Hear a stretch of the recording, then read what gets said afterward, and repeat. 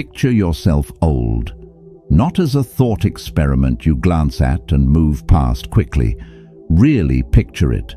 Sit with it honestly for a moment. The body slower than it used to be. The mornings quieter than the decades that came before them. The urgency that drove most of your years finally settled into something more still. The racing has stopped. The proving has stopped.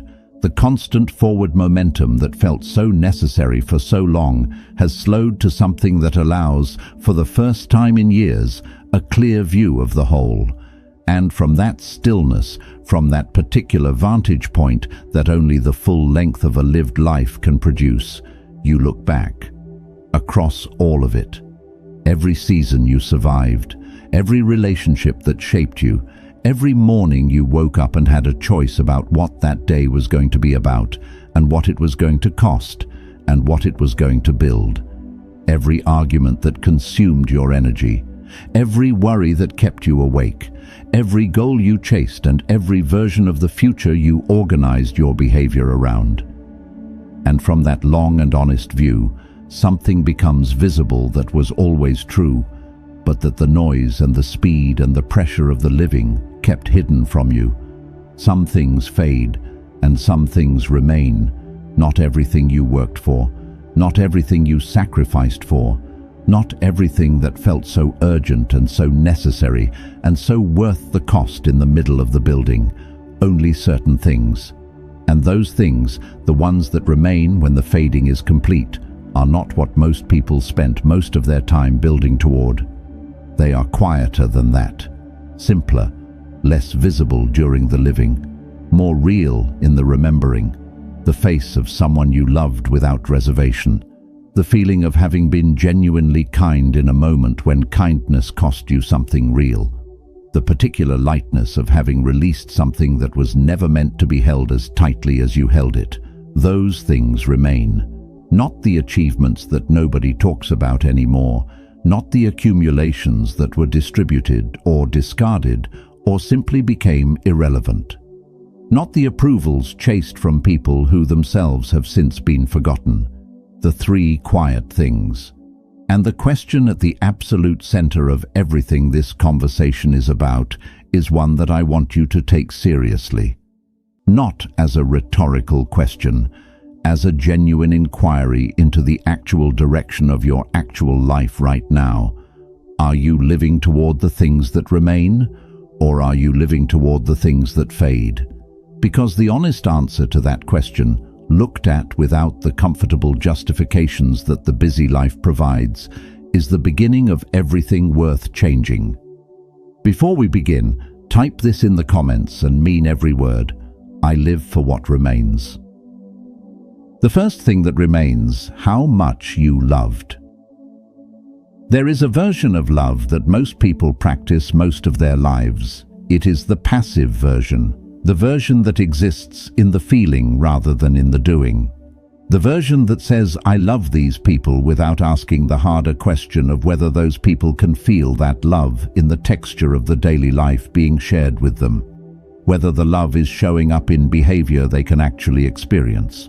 Whether the presence being offered to the people who matter is the kind of presence that genuinely nourishes, or merely the kind that occupies the same physical space while the real attention is somewhere else.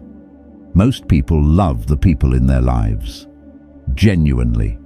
The feeling is real, but the feeling and the practice are two different things.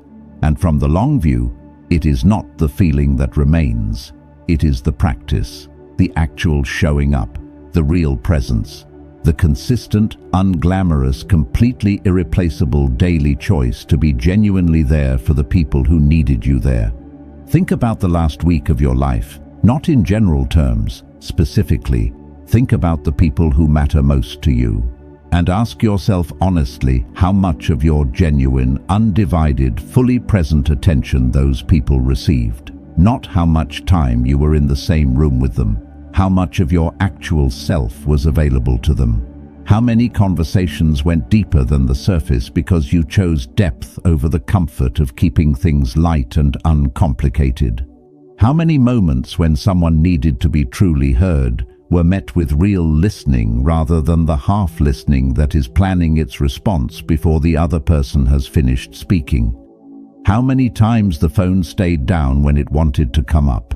How many times the distraction was set aside because the person in front of you was more important than whatever was competing for your attention?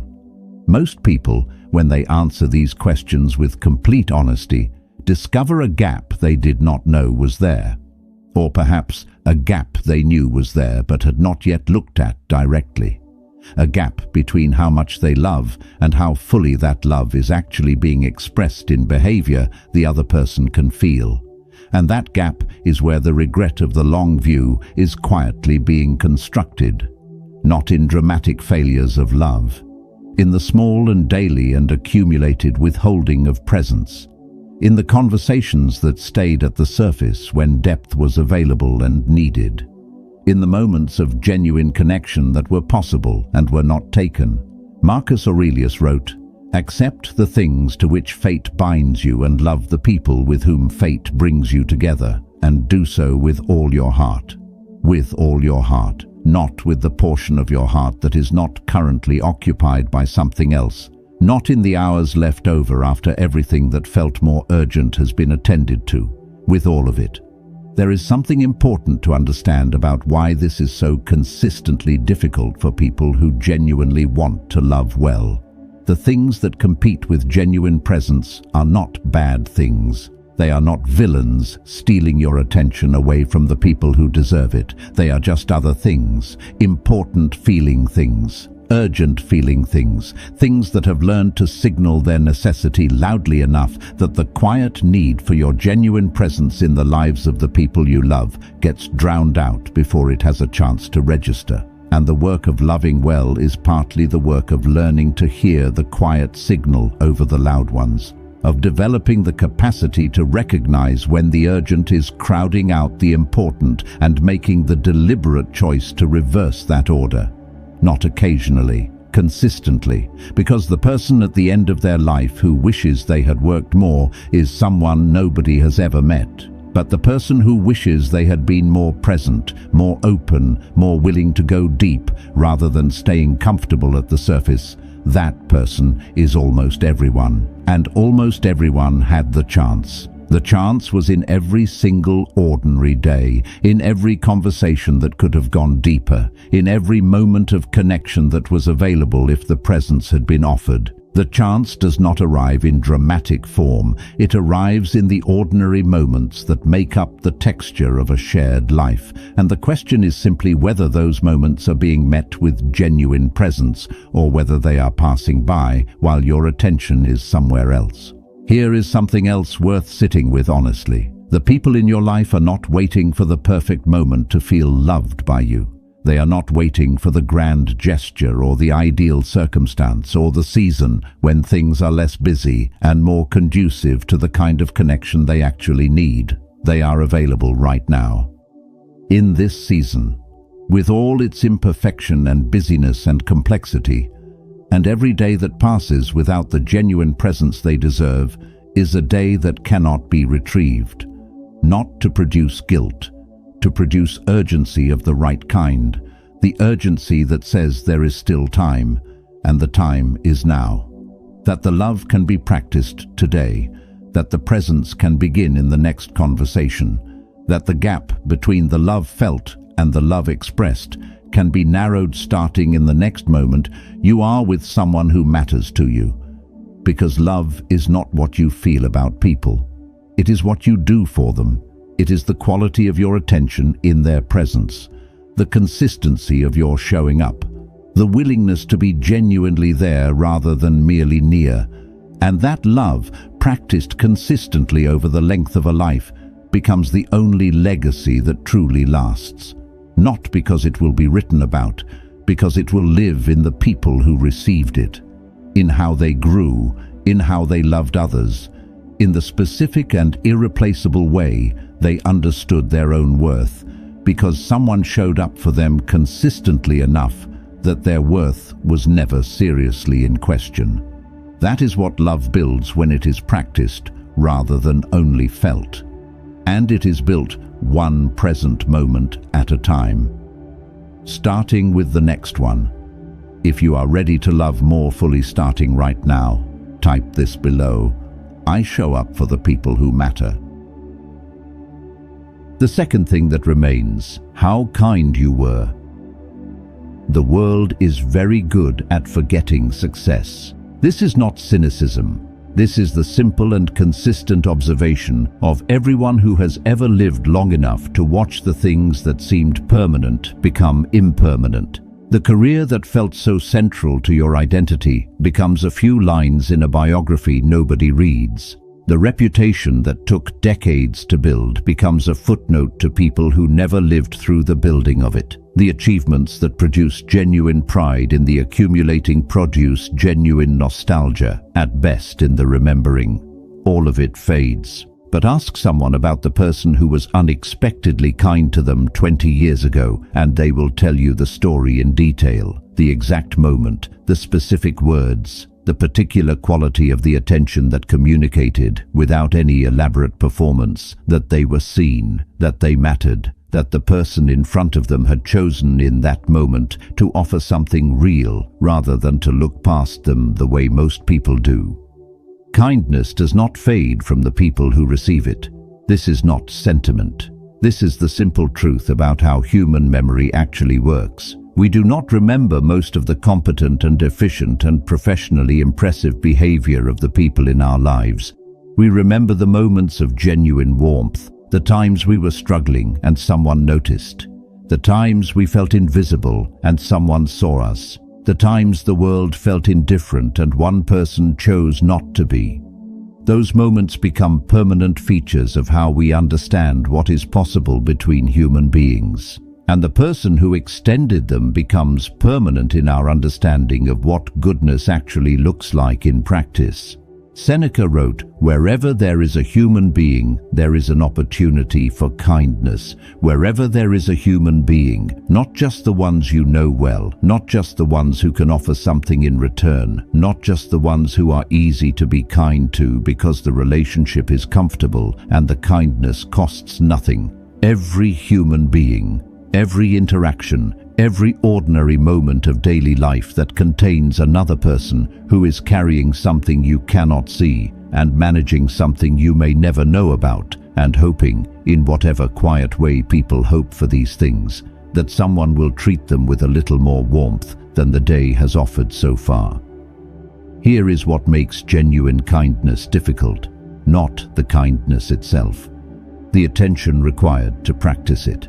Because kindness, real kindness, requires that you actually see the person in front of you, not the function they serve, not the role they play in the transaction you are engaged in, the actual person. And seeing actual people requires a quality of presence that is genuinely rare in a world full of people who are mostly looking at their phones or thinking about what comes next, or managing their own concerns so thoroughly that the human beings in their immediate vicinity become background rather than foreground. The person who develops the capacity to actually see the people they encounter, to be present enough to notice the struggle beneath the surface and generous enough to respond to it, is practicing one of the most quietly powerful disciplines available, and the effects of that practice are impossible to fully trace. Because kindness multiplies, the person who receives it and feels the particular shift that genuine human warmth produces carries something forward from that moment. They treat someone else differently because of it. They extend something real to another person in a moment of need because they know what it feels like to receive it, and they want to pass it on. And the trail of that original moment of kindness runs forward through the world in ways that the person who extended it will never see and cannot possibly imagine. That is the legacy kindness builds, not visible, not traceable, not the kind of thing that produces recognition or reward, but real, more real in the end than most of the things that produced the recognition and the reward. The practical implication of this is not complicated. Every day contains dozens of opportunities, some of them obvious. Someone who is clearly struggling, someone who is visibly in need of acknowledgement, Someone whose situation is evident enough that responding to it requires only the willingness to respond, and some of them subtle. The person who is fine on the surface but less fine underneath. The one who will not ask for anything because asking feels like too much to ask. The one who has learned to manage without and has become so good at it that nobody notices the managing anymore. Seeing those people, responding to the less visible need with the same genuine warmth offered to the obvious one. That is where the character that kindness builds is actually built, not in the easy cases. In the ones that require real attention to recognize and real generosity to respond to. And the person who practices this consistently, who makes the daily choice to see and respond to the human beings they encounter with genuine warmth, becomes someone different over time. Someone whose presence is felt in rooms as a particular quality of safety. Someone people move toward rather than away from. Someone whose death, when it comes, is mourned not for what they achieved, but for how they made people feel. That is the life kindness builds, and it is built one small moment of genuine human warmth at a time. If you are ready to practice kindness as a daily discipline, write this below.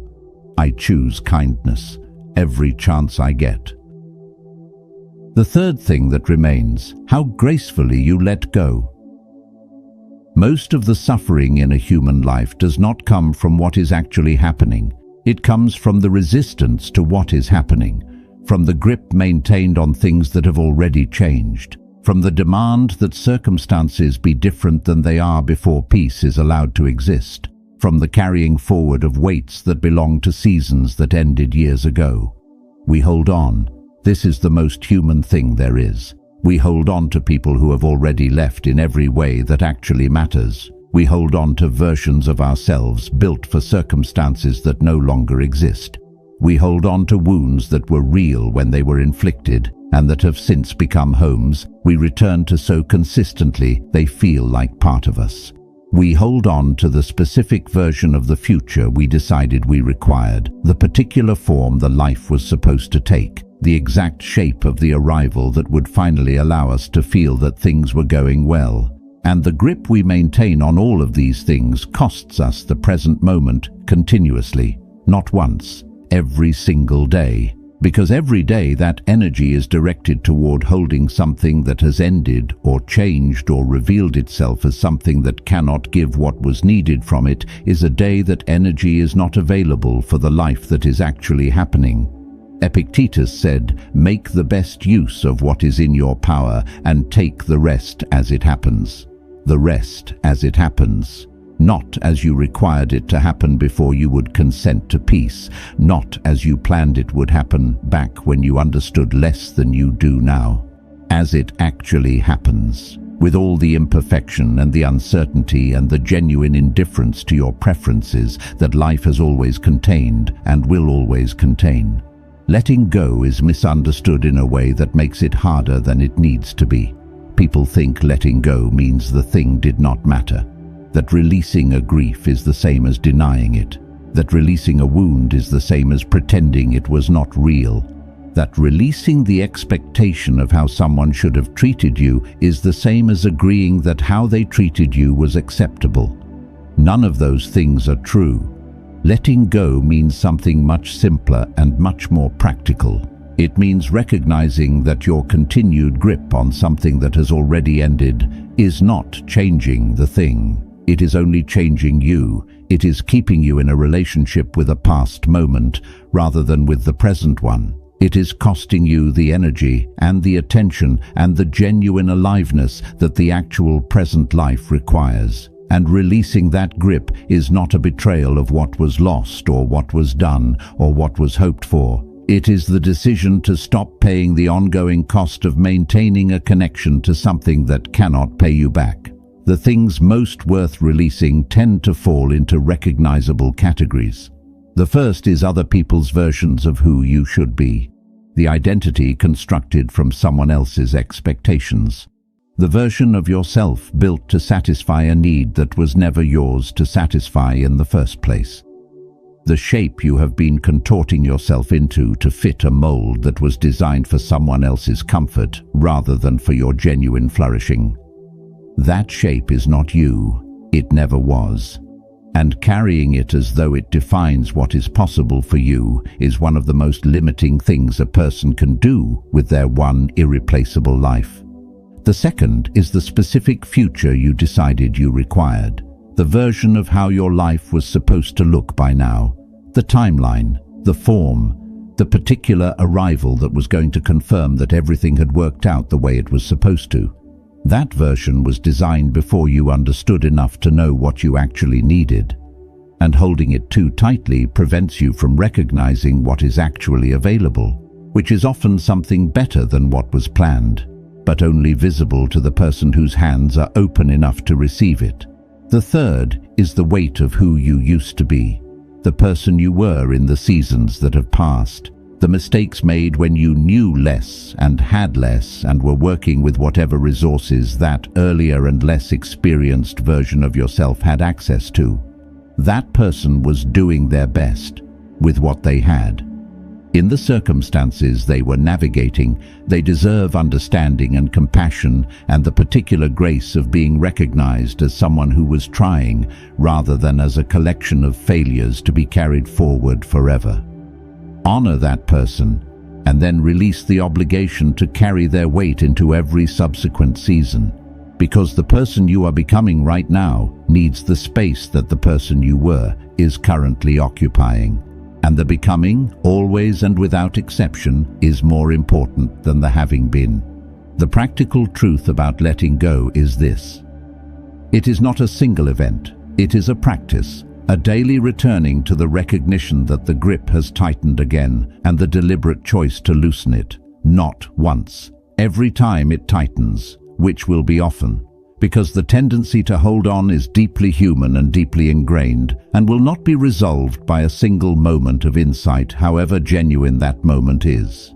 It requires the ongoing practice of noticing the grip and choosing to open the hands, again and again and again, until the opening becomes more natural than the holding, until peace becomes the default rather than the exception. That is what graceful letting go actually looks like from the inside, not a dramatic release, a daily, quiet, genuinely courageous practice of choosing the present over the past, of choosing what is available over what was lost, of choosing the open hand over the tight fist, over and over and over, for as long as it takes to become second nature.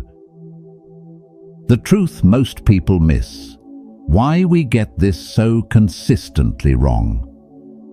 Understanding these three things is not the same as living them, and most people do understand them, at least partially, at least in the moments when the long view becomes briefly visible.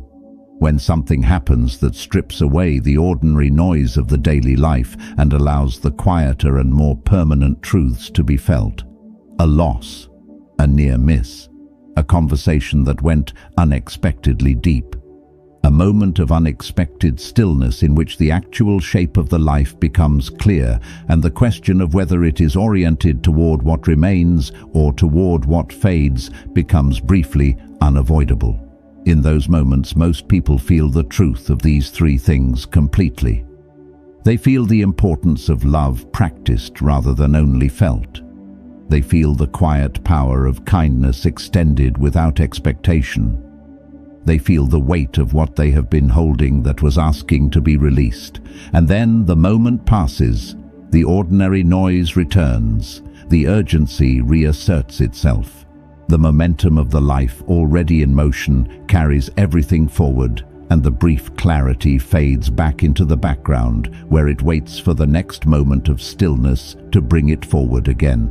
This is the central challenge: not understanding the three things, living them consistently when the world is doing everything in its considerable power to direct attention elsewhere, toward the accumulation of what fades, toward the performance of success that the world measures but the long view dismisses, toward the busyness that feels like meaning but produces, in the honest accounting of the long view, very little of what actually lasts.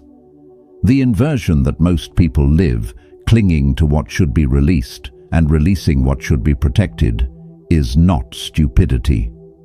It is the predictable result of living inside a set of pressures and incentives that consistently point in the wrong direction. And breaking that inversion requires something that runs against the current. It requires the daily, deliberate, sometimes genuinely difficult choice to orient toward what remains rather than toward what the world is applauding right now. To give the love when giving it requires something. To extend the kindness when extending it costs something.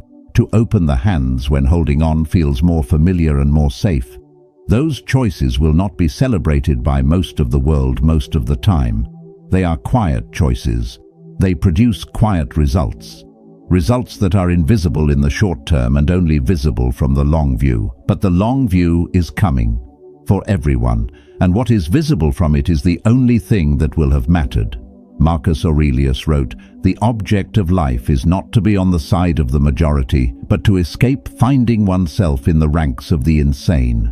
The insanity he was describing is exactly this: the spending of the one irreplaceable life on things that do not survive the long view.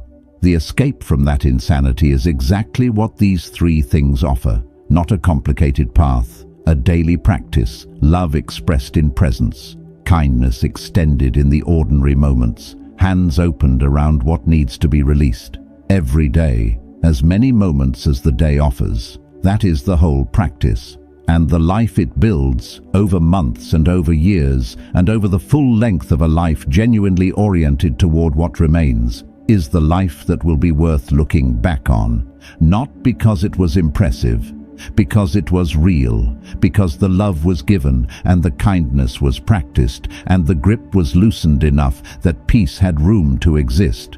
That is the life worth living, and it is available right now, in the next moment, with the people you already have, in the ordinary circumstances of the ordinary day that is currently happening now. If you are ready to stop living the opposite way, write this below: I live toward what remains, starting today.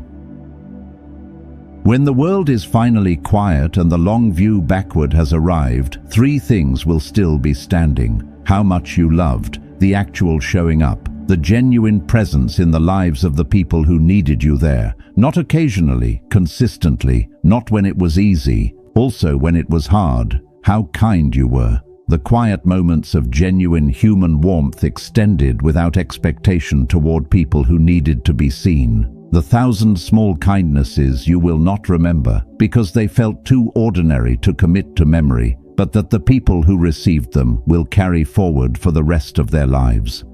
And how gracefully you learned to let go of what was not meant to be held, of the expectations that were never yours, of the old weights that were consuming the energy the actual present life required.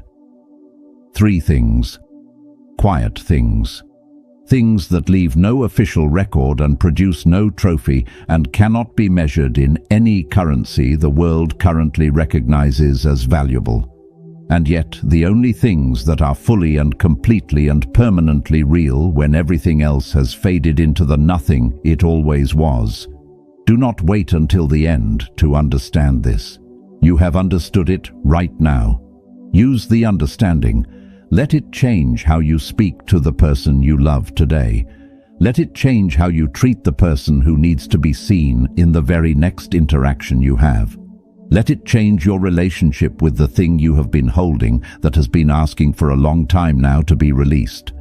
The long view is available to you right now. You do not have to wait for the end to see what the end will show you. You can see it now, and living toward it now while the living is still entirely yours to choose is the only response to that seeing that actually means anything. Live it now. I live for what remains every single day.